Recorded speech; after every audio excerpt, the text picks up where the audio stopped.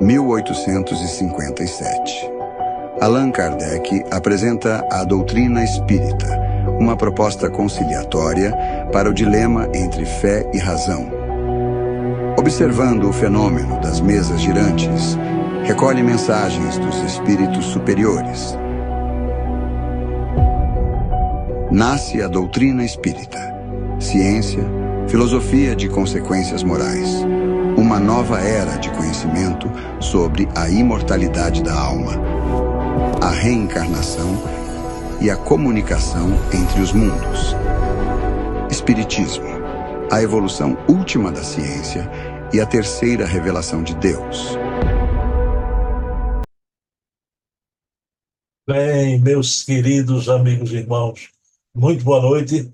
Estamos aqui neste domingo, dia 7 de junho, iniciando agora às 21 horas, o programa Grande Jornada, no seu segundo episódio.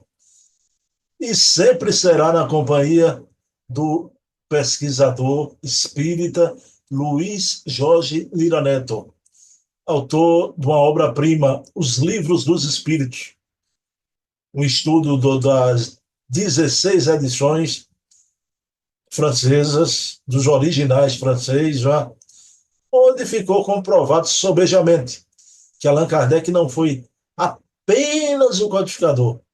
Allan Kardec foi um coautor, junto com a espiritualidade amiga, dessa obra portentosa. Bom, e eu e Jorge, a gente vai fazer esse programa aqui, Deus queira, aqui por muito tempo, sobre a grande jornada. Que grande jornada é essa? A do desenvolvimento do espiritismo no mundo. E começamos bem pelo começo, pela história do espiritismo, mas até antes mesmo, né? Então, no período precursor, no período do moderno espiritualismo, ou espiritualismo moderno. E a gente viu aqui muita coisa, né? Eu quero indicar essas duas obras, História do Espiritismo, de Arthur Conan Doyle, mas o título aqui não estava completamente fiel à tradução, né?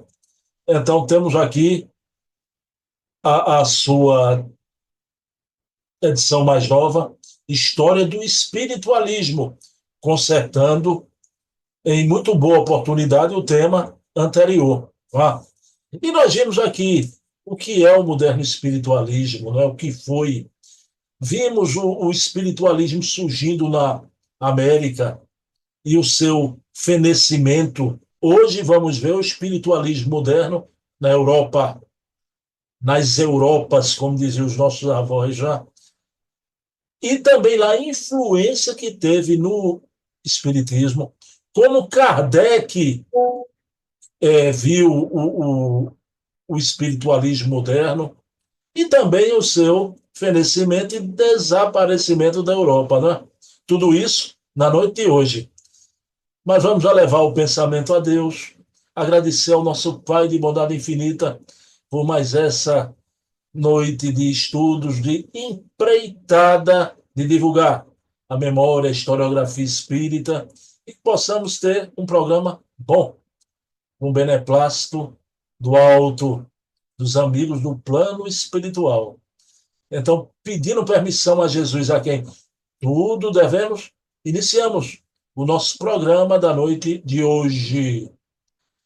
Bem, meus queridos irmãos, deixa eu colocar aqui na tela o meu querido amigo e parceiro de Casa Espírita também, viu? Morejamos na mesma casa, a Casa dos Humildes, a casa mais linda do movimento espírita pernambucano. Pessoal, então, 2 minutinhos, deixa eu colocar aqui Luiz Jorge na tela. Bem, meus queridos amigos e irmãos, já estamos aqui com Luiz Jorge Lira Neto para mais um programa Grande Jornada, o desenvolvimento do espiritismo no mundo. Mas deixa eu dar boa noite a Luiz Jorge. Luiz Jorge Lira Neto, muito boa noite, meu amigo. Como é que você está? Boa noite, Bruno, e aos seguidores do seu canal. Mas, meu amigo Luiz Jorge, a gente, o mês passado, a gente enveredou, não é? o início de tudo, né? O aparecimento do espiritualismo moderno na América. A gente viu aqui, en passant, a obra do Conan Doyle, que, aliás, essa é o título primeiro, depois mudou de forma excelente para o moderno espiritualismo, a história do espiritualismo. Mas, Jorge, eu te pergunto, da mesma forma que a gente fez com as Américas, né? Como foi o aparecimento do espiritualismo moderno na Europa? Bem, Bruno, a gente chama de um evento transatlântico, né? Transnacional. É normal que um evento, como a gente viu do espiritualismo moderno, que em pouco tempo inflamou os Estados Unidos, chegasse à Europa.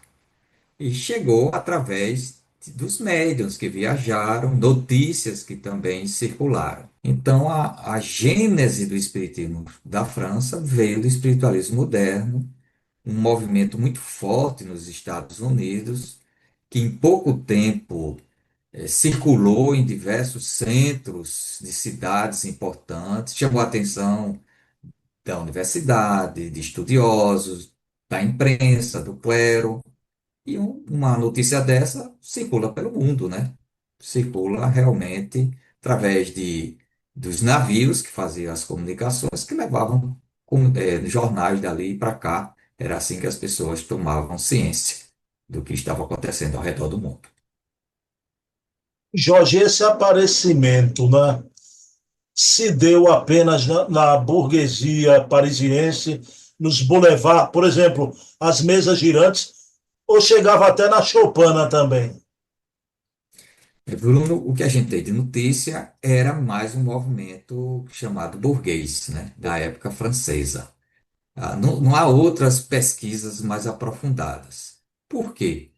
Porque também nos Estados Unidos circulou na zona urbana, mas em parte em alguns assuntos rural, mas muito pouco, mais na zona urbana.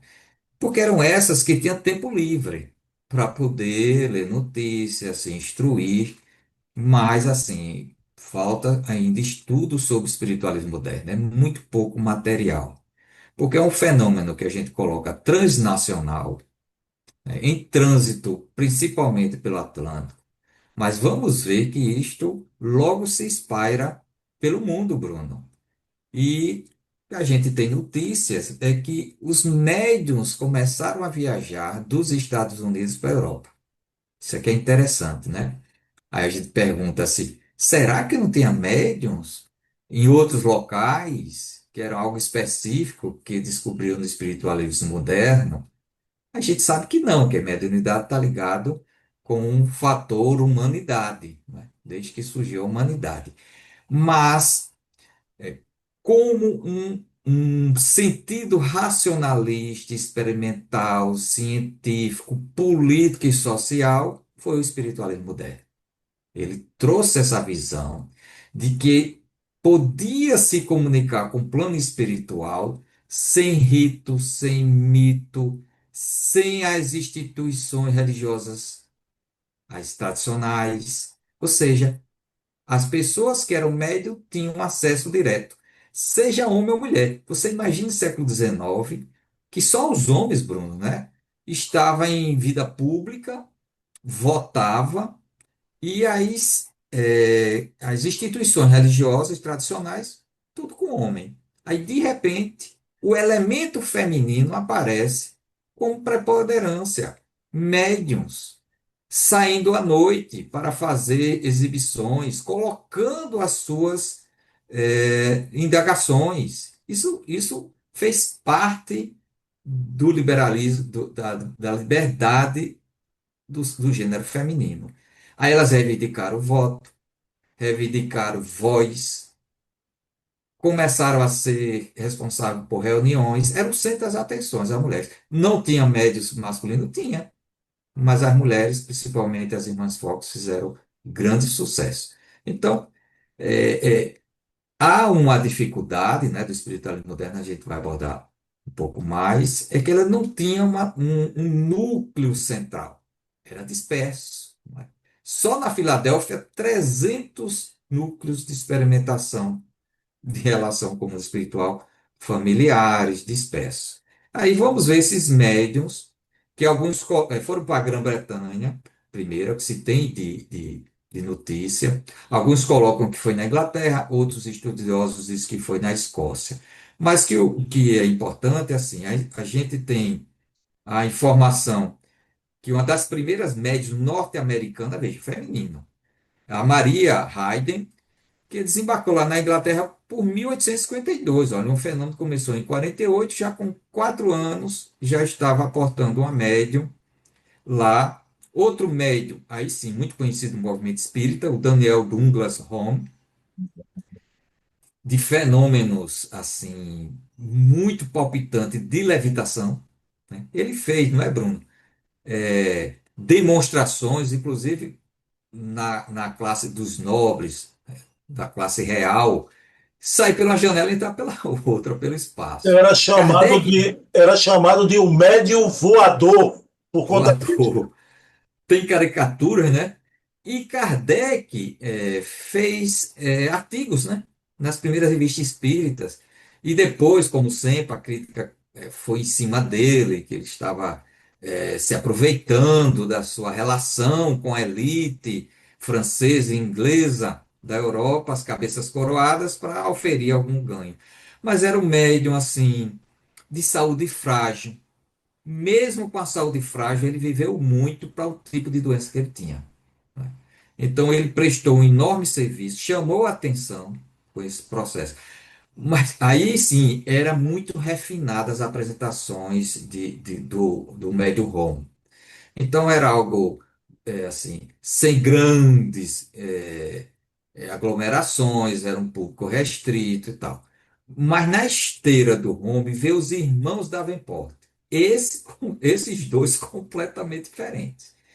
Anunciavam, faziam em locais públicos de grande de afluência de público, era tudo estrondoso com eles. E os fenômenos eram assim, ó.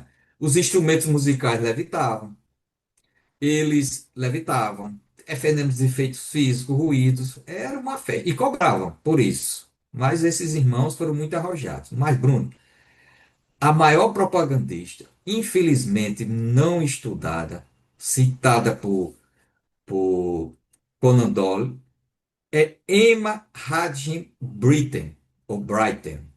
Essa foi uma das maiores divulgadoras da causa espiritualista na Europa, na Inglaterra, Austrália e Nova Zelândia. Ela viajou o mundo, pesquisadora e médium. Então, hoje se diz que ela foi o arauto do espiritualismo moderno. Fez o espiritualismo moderno dar a volta ao mundo. Ela publicou 3 livros, Bruno. Ela selecionou 5.000 casos de relacionamento com o plano espiritual. Ela fez essa coleta de casos e publica 3 livros selecionando esses casos. A gente precisa estudar essa médium porque ela é raiz, aquela médium raiz, e tinha posses, e foi pela Europa viajando, foi lá na Nova Zelândia, na Austrália, instituiu, deixava núcleos de experimentações. É um caso interessante. Os seus livros tiveram grande penetração na Europa e nos Estados Unidos. Eu coloco assim que esses principais médiuns citados, estudados, deve ter outros, criaram um volume de informações e atraiu a atenção de vários grupos, que a gente já entra. A começar pelos cientistas, Bruno. Cientistas de renomes, como a gente conhece no movimento espírita, William Crookes, Sir William Crookes. Qualquer estudioso de química e física estuda as experiências do William Crookes, principalmente na área da eletricidade. Aquele, ele é o descobridor dos raios catódicos, que depois foram desenvolvidos e chegou ao raio-x. E graças a essa experiência do William Crookes, chegamos a ter o tubo de televisão, daqueles antigos, né? Televisões antigas de tubo.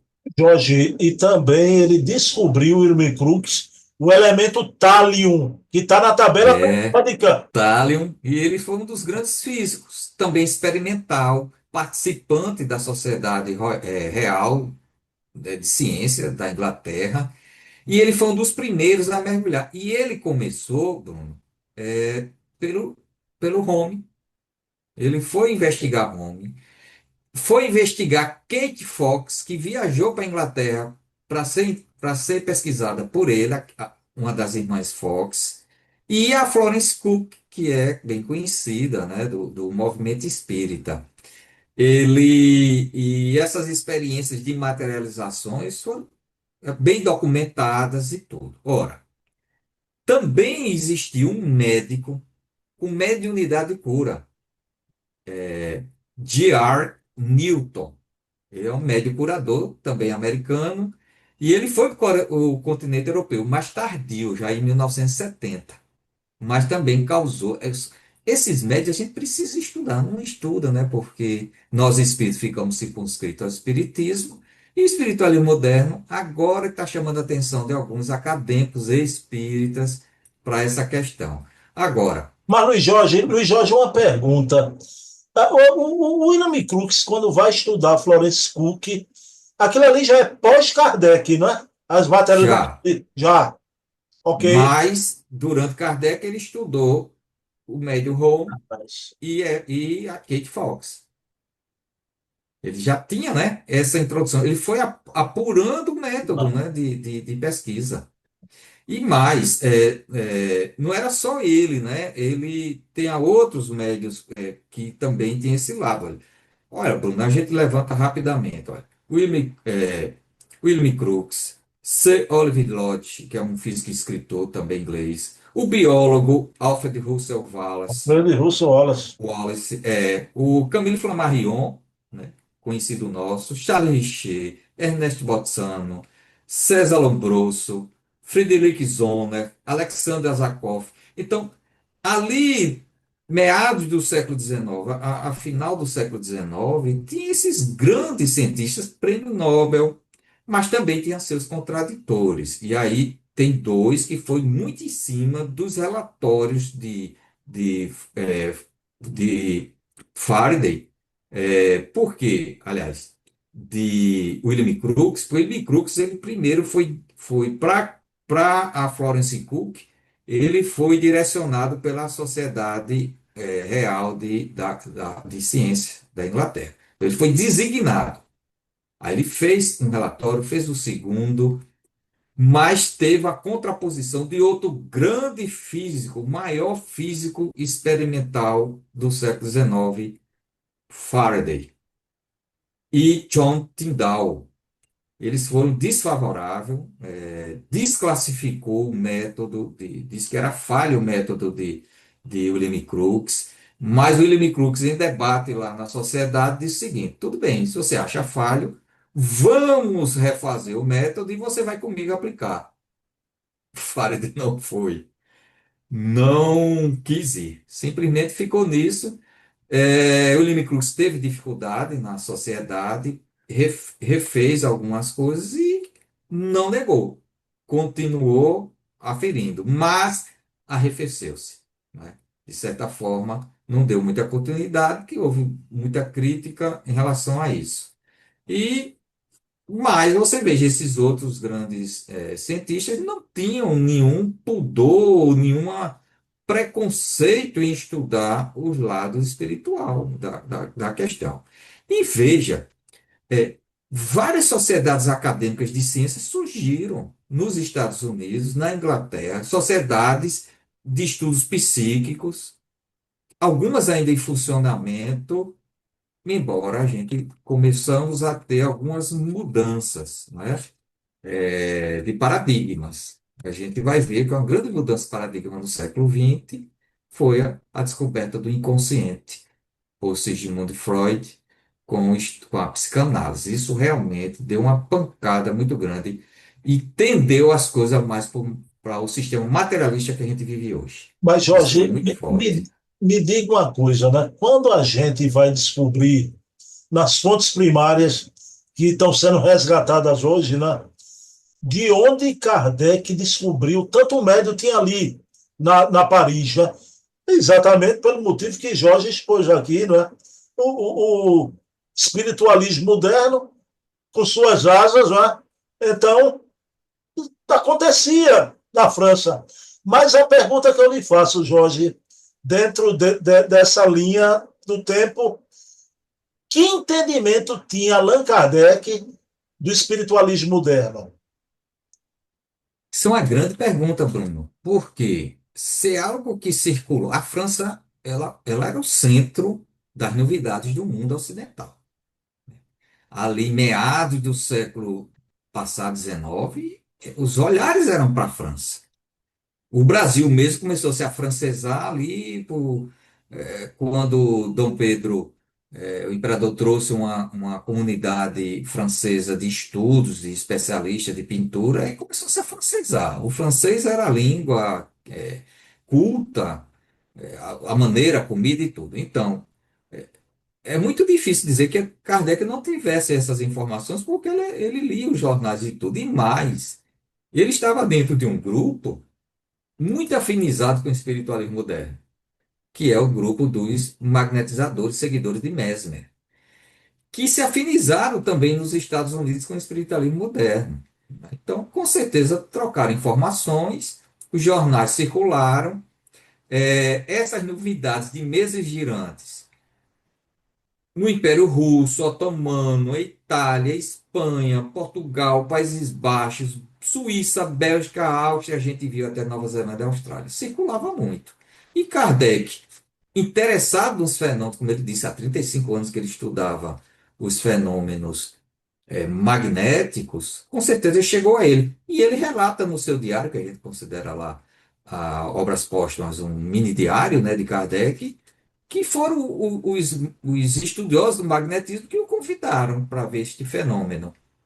Agora, se ele já tinha lido o livro antes ou não, a gente não pode ainda afirmar, pelo menos eu não tenho esse conceito, mas quando a gente pega o catálogo racional para se montar uma biblioteca espírita, Kardec lança livros retroativos à sua pesquisa, que ele começou aí em 55, 56, suas pesquisas, e ele vai falar de um livro, Terra e Céu, de Jean Reynaud, que ele diz que é o precursor do Livro dos Espíritos. Por que, Bruno? Olha, saber que existia médios por trás dos fenômenos, efeitos de materialização e efeitos físicos, efeitos psicológicos. Kardec diz, a gente lê tanta codificação e os livros de Kardec e esquece. Está lá ele dizendo que o método de passar a caneta, o lápis, da cesta para a mão do médium, aconteceu simultaneamente nos Estados Unidos e na França. Eu achava que era só lá com ele. Simultâneo. E já se tinha livros dizendo que eram os espíritos que estavam por trás, que esse fenômeno do espiritualismo moderno era para renovar o cristianismo, trazer liberdade, progresso, existência de Deus. Então, isso era básico no espiritualismo moderno. Mas não tinha um campo central. Kardec é muito metódico, a gente vai ver no próximo programa, né? Ele centralizou um conjunto de experiências e escritos. E aí vai dentro da natureza e da cultura francesa. Enquanto o resto da Europa, principalmente dos países de língua inglesa, como Inglaterra, Estados Unidos e as colônias, se dava ao experimento, experimentar muito e só depois fazer uma lei geral. Na cultura francesa é outra forma de se exprimir. Na França, você, diante de um fenômeno, você quer ter logo uma filosofia de vida. Isso é típico do francês. E Kardec não era diferente nessa sua cultura. Então, a gente vai ver que chamou a atenção. E mais, Bruno, em junho de 1856, o Papa Pio IX faz a encíclica contra os abusos do magnetismo. 56. Proíbe os católicos de realizar qualquer experimento que envolvesse conversa com o mundo espiritual. Você vê que ponto chegou. E isso se repercutia na imprensa. Por que proibir os católicos? Mais na frente vai incluindo outros movimentos, mas já deixa claro e se prepara para o primeiro concílio, né? O primeiro concílio do século XIX do Vaticano, o primeiro concílio Vaticano, que vai fazer um freio na chamada modernidade da ciência e dos experimentos ditos de relações com motos. O Jorge, me diga uma coisa, Jorge. Você falou que ali na Europa, principalmente na França, o espiritualismo moderno, né, começa pela burguesia, não é? A gente sabe que já agora, com esse entendimento que você colocou de Allan Kardec, mas já na fase espírita da coisa, na fase espírita, a gente sabe que mais na frente o espiritismo na própria França vai ser compreendido em Lyon pelos operários. Kardec vai ter uma viagem, um contato com os operários, ele vai ficar encantado. Mas eu lhe pergunto uma coisa: naquele primeiro momento, quando Kardec vai na casa da Madame Planet-Maison, vai ter contato com aqueles fenômenos, ele encontra ali, grifo, palavra de Kardec, né? O camarada lá da chefatura de polícia, né? O industrial, o economista. Então, ali no primeiro momento do espiritismo, também era a burguesia, os profissionais liberais. Foi importante isso, porque esse pessoal que tinha o poder da comunicação para a coisa, eu queria, foi importante. A gente não fala num tom preconceituoso, de vir ali na burguesia, tanto como foi o moderno espiritualismo, como aquele Marco Zero ali das experiências com Kardec.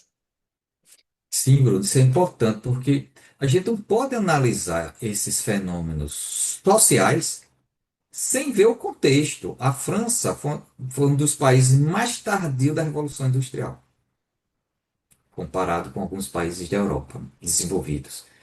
Então, ele tinha uma área rural ainda fortalecida, que começou ali na época de Kardec a arrefecer mais e a urbanização das cidades francesas, principalmente Paris. Houve um prefeito que contratou uma pessoa que refez, destruiu o centro de Paris e reconstruiu tal qual é hoje, dentro das proporções chamado classicismo, né? A altura dos prédios tem a ver com a largura das ruas, os grandes boulevards e tal, e que hoje são marcos, né, na parte paisagista.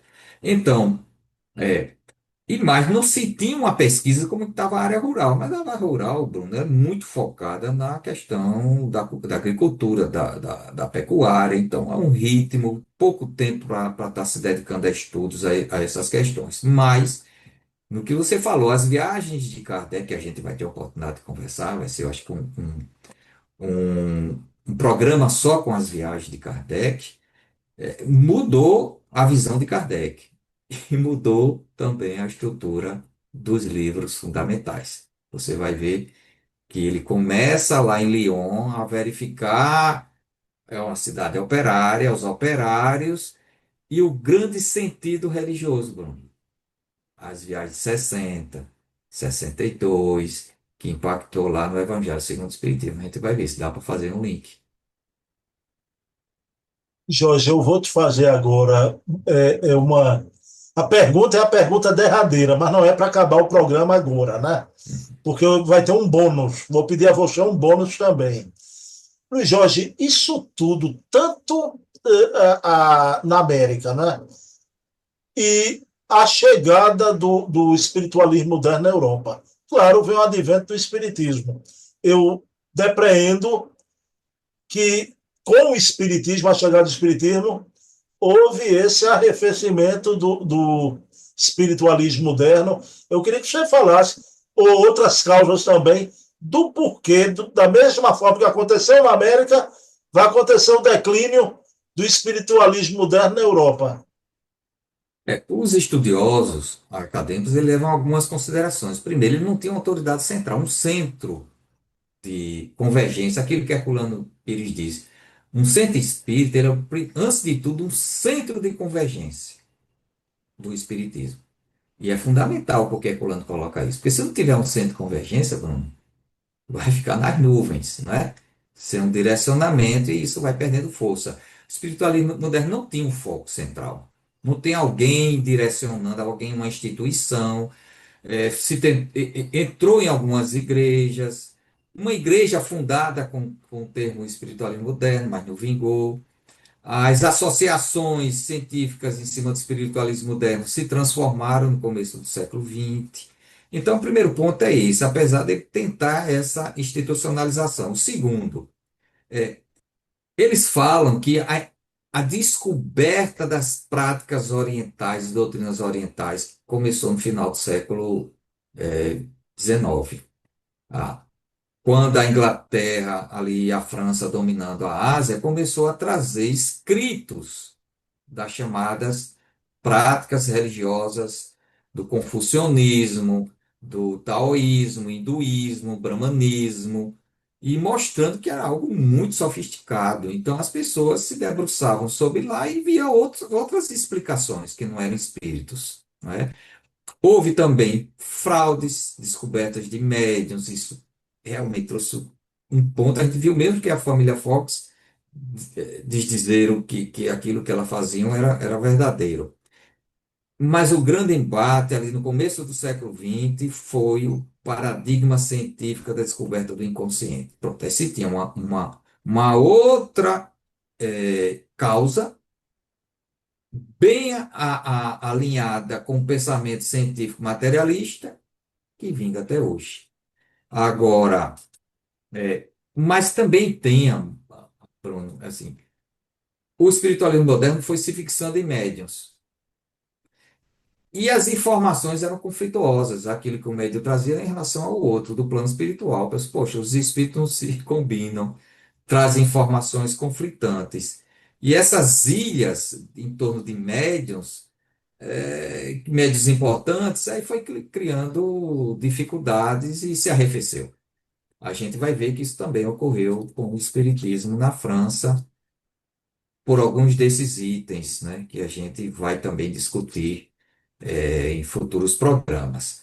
Mas este caldo levou a deixar de lado e utilizar o espiritualismo moderno, como também o espiritismo, vamos ver, com pseudociências dentro do campo científico.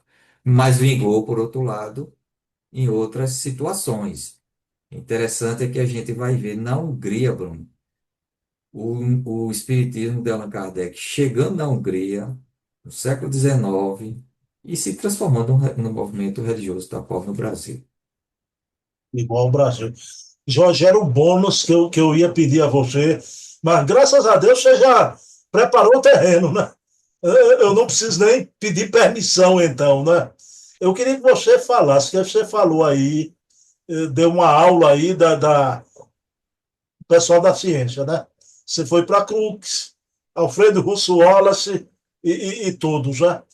Aí veja bem, Luiz Jorge, a gente sabe que o espiritismo na França e com Kardec foi um didata, a mensagem espírita vinha com uma autonomia espiritual, né? Então, você falou na Hungria, parece que estava adivinhando meu pensamento. A gente futuramente vai tratar do espiritismo no Brasil, nessa grande jornada. A pergunta que eu te faço, né? Aqui no Brasil, sair desse diapasão de uma autonomia espiritual para uma heteronomia religiosa, né? Isso é porque ficou faltando aqui no Brasil o que teve nesse primeiro momento aí, desses grandes homens da ciência se debruçarem? É uma pergunta São várias questões, Bruno. Tem uma questão cultural brasileira. O plural, né? Brasil não é forte em ciência no século XIX, muito pouco, embora tínhamos um imperador, Dom Pedro II, muito voltado à ciência, né?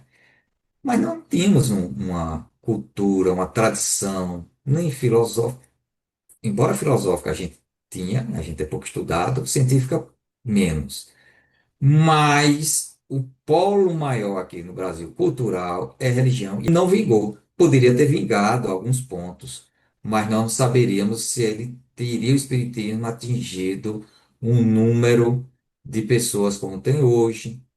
Uma aceitação, a gente vai discutir isso muito, muito de forma. Na França, aí você tocou bem, né? Só falamos na Europa nos cientistas, mas vamos ver grandes literatos, imperadores, com trabalhando na relação com o mundo espiritual, não é? Napoleão III, Victor Hugo, é, diz que o Napoleão I também fazia essas consultas, vamos ver a Rússia. A gente vai tratar um pouco isso, quando a gente fala da questão geopolítica, em que momento a França estava em Europa, porque não podemos falar de espiritismo sem a questão política, social e econômica. Tudo isso é imbrincado, para a gente entender, como é que o espiritismo foi sendo instituído, né, como uma doutrina, uma filosofia espiritualista. Isso tem sentido político, social e econômico. A gente vai se basear em Albrier e Laplatine, que fez um livro que é básico para qualquer estudo acadêmico no Brasil. Eles são franceses, antropólogos franceses, que fizeram um trabalho em 1990 aqui no Brasil, publicou em 2009, o Espírito, né, a Mesa, e ela faz um estudo da origem do Espiritismo na França e faz um comparativo com a origem do Espiritismo no Brasil e nos momentos atuais. É interessante esse livro, um livro muito bem recomendado. E eles têm uma visão do espiritismo como uma renovação social, muito do ponto de vista que é típico do francês, como um progresso social, do ponto de vista das classes menos favorecidas. Coloca o Kardec como um precursor da liberdade feminina, da igualdade das classes. É uma leitura interessante lá que eles fizeram. São antropólogos, têm essa visão. Mas, Jorge, eu lamento aqui no Brasil, você citou uma média inglesa com obras escritas que a gente não sabe. Eu nunca ouvi falar nessa médium. Ouvi falar agora aqui por você. Aqui no Brasil, por isso a minha pergunta, né? Essa heteronomia, claro, as razões culturais, embora a gente já abordou aqui, a gente fez um programa todo Vamos. sobre sua tese. Foi. A gente fez um programa inteiro sobre sua tese e você aceita o espiritismo como religião, eu também. Agora, Jorge, por exemplo, um homem como Hernando Guimarães de Andrade, né? Esse homem hoje é esquecido. Um homem que sozinho tentou trazer um pouco dessa ciência para o espiritismo e é desconsiderado, lamentavelmente, né? Pouco estudado. Isso tem a ver muito com o movimento espírita. Agora que está clareando, grandes livros espíritas, mesmo mediúnicos, já perdemos a oportunidade de ter um estudo mais aprofundado, como mecanismo de mediunidade, evolução dos mundos talvez ressurja, e estudar de forma acadêmica, né? Não como nós espíritas que ficamos ainda levantando essa bandeira, mas quem sabe algum dia, se não perder assim o inedetismo e mais já superado do ponto de vista de linguagem alguns conceitos, né? Mas Embora a obra temos, do Hernani está aí, né? Vários tá, livros ele deixou, eu né? tenho, eu tive o prazer de ter ela no original, na primeira edição, e depois foi republicado pela editora, acho que Pensamento, né? Mais três livros dele, e mais, né? O livro dele que foi muito bombardeado no movimento, o primeiro, a Teoria Corpuscular do Espírito, em 1858, sofreu grandes pressões, inclusive até de Herculano Pires. Herculano Pires fez um livro, era amigo dele, ficou meio estremecido. Aí depois André Luiz publica o Mecanismo da Mediunidade, ou foi a Evolução do Mecanismo, em 1960, com a mesma Teoria Corpuscular do Espírito. E não houve crítica. Bom, Luiz Jorge, eu vou cometer uma inconfidência. Esse programa de hoje foi 40 minutinhos, porque a gente não teve condições de gravar à noite. Estamos gravando na hora do almoço e eu vou trabalhar e Luiz Jorge conversando com o advogado, resolvendo coisas aí da Casa dos Humildes também. Então, cometi essa inconfidência, né? Mas o programa foi muito importante. A gente deu um voo rasante, né? E vamos continuar no próximo, também ainda sobre o moderno espiritualismo. Meu querido Jorge, Já por favor. entrando, já entrando no Espiritismo, Já Kardec, entrando, né? né? Já entrando. Já entrando Então, você nas falou um assunto pesquisas. aí da Rússia. Vou perguntar sobre Lavater, aquelas cartas já para a Imperatriz lá, Fedora. Então, Jorge, tu podia fazer a prece final? Podemos, Bruno. Então é o momento de agradecermos essa oportunidade de falarmos sobre questões tão caras quanto a nossa relação com o mundo dos espíritos, uma sociedade atuante na sociedade terrena e vice-versa, tudo sobre a ordem de Deus. Nós nos religamos agora em prece e estendendo essas preces àquelas pessoas tão necessitadas, com falta de sentido de vida, ideias suicidas, um desengano por diversas questões. Oremos por eles, dando-lhe fé, a fé que é a certeza da vida futura e que a felicidade para nós é o plano divino. Muita paz a todos. Bem, meus queridos irmãos, mês que vem estaremos aqui de novo com a grande jornada. Eu e Jorge, e quero dedicar esse programa a ti, minha mãe, espírito imortal que habita a vida espiritual. Minha mãe, te amo. Não esquece de mim nunca no teu coração. Luiz Jorge, te amo também, meu irmão, viu? Um abração. Abraço, Até mês que beijo a vem. todos. Tudo de bom.